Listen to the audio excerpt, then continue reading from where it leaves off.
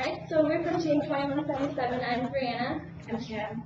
And we are going to talk about the basics of Java programming and the new command-based robot template. So some of the things you already heard about from C++ that are new this year are also true for Java, such as the serial imaging and the modules and the new driver station. Then also one thing I noticed when we were doing some work on the fall is we have some rather nice debugging this year. So if you go and you look at the line that has an issue on the left where it has the number, or it will, if you Alt-Enter, it will give you some suggestions. If you double-click on that, it will do it automatically for you. For example, import a line. And so we're going to start out with just some basics of how to program different things in Java, and then move on to a more in-depth of this new command-based project.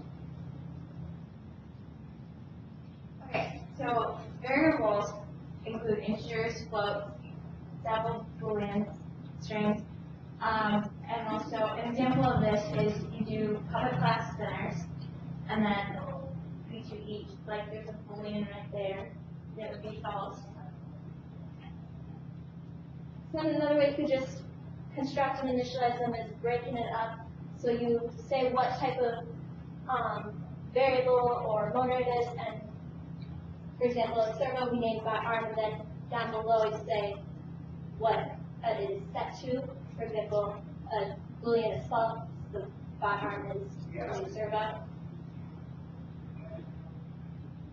Ladies, if you could just speak up a little bit and talk more towards the microphone close to the screen. Okay. Methods are just mini commands, sub-commands sort of, and they're in every single class. And here's an example of a method. How do you put it?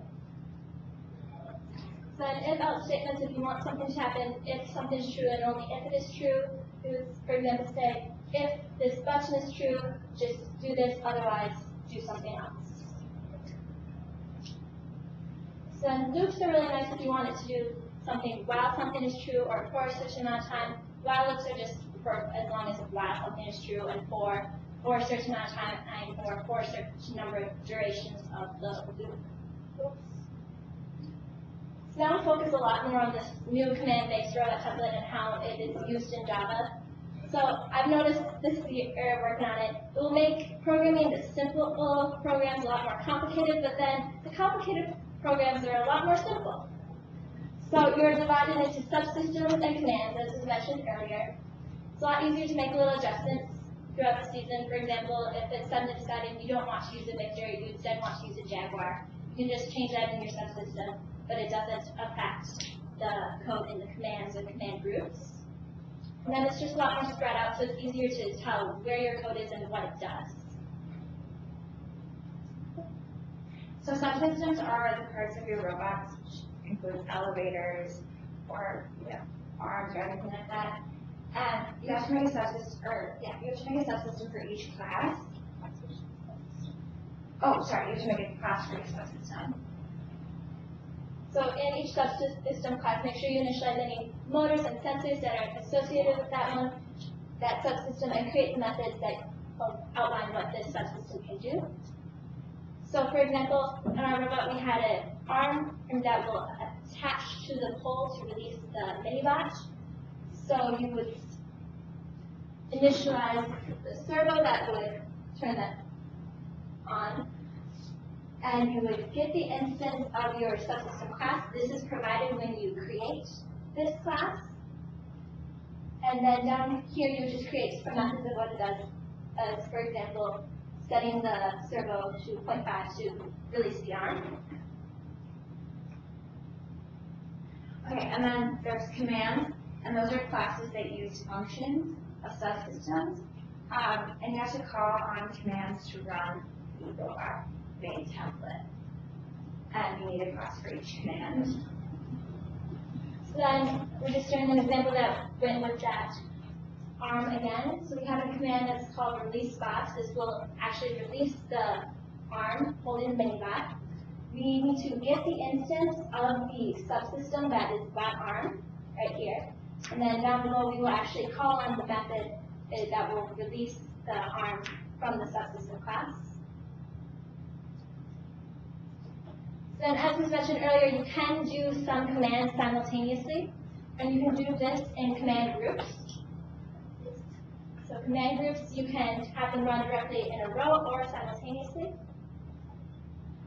So, for example, you just add a new command every single line, like the elevator will go up, but then adding a child will cause them to run simultaneously, so the rollers will be running in as the elevator is going down.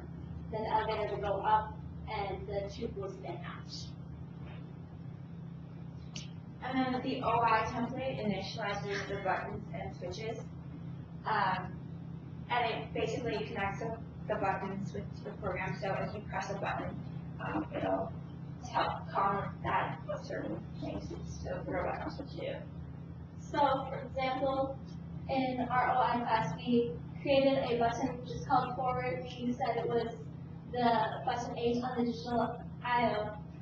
Again, you get the instance. This is provided when you create the class. And then down here we said, so forward, when is the button forward when it's pressed, we call on the command drag forward. One new thing this year is you not only have when pressed, you have when held. So either a command will just run once when the button is pressed, or it will run continuously as long as that button is held. And then the main robot template, as we spoke earlier, calls on all commands, groups, and organizes them into autonomous and teleop, which teleop is when you're operating the robot, autonomous by itself. So a lot of it is provided for you when you create your project. For example, the OI get instance, and then here you will get the instance of any subsystem you need for your project. Initialize autonomous is anything you need before the autonomous would start. And then autonomous periodic will call on us, get the instance of every command and run them when you want them to be run. And the same thing is true with teleop. These schedulers are also provided when you open the project.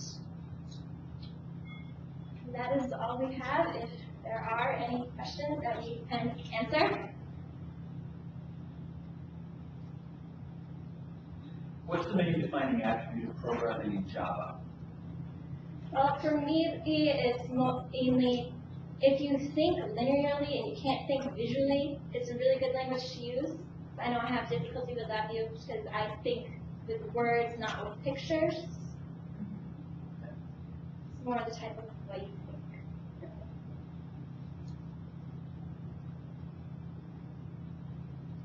There are no questions online right now, but if you have a question, please unmute yourself and ask a question.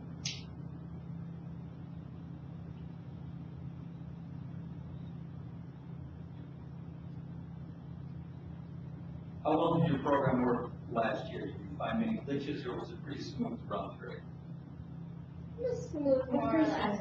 Yeah, I mean, we ran into a few problems, but I think with every program. I feel the new formatting will be a lot easier with this because it is easier to find what you are looking for since it's more spread out into every single subsystem, every single command. And it's easier to make little changes too.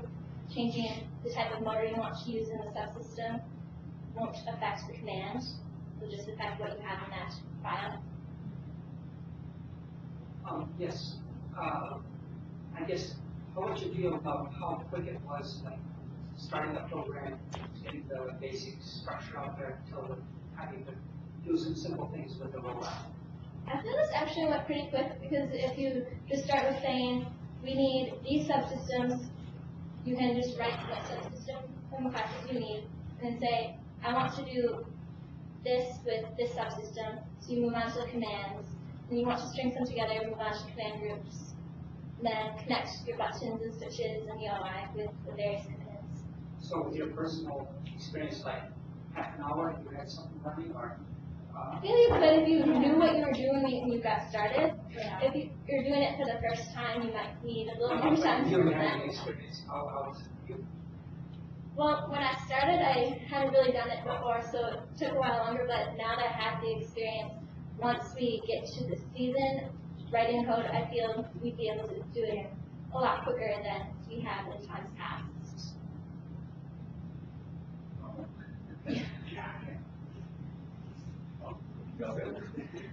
Give me a hand, guys.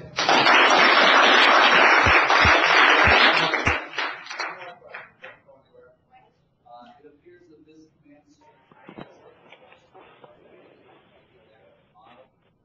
you have jobs. Dan, what are you doing? Why don't you know? Yeah, answer. All right. All right, thank you.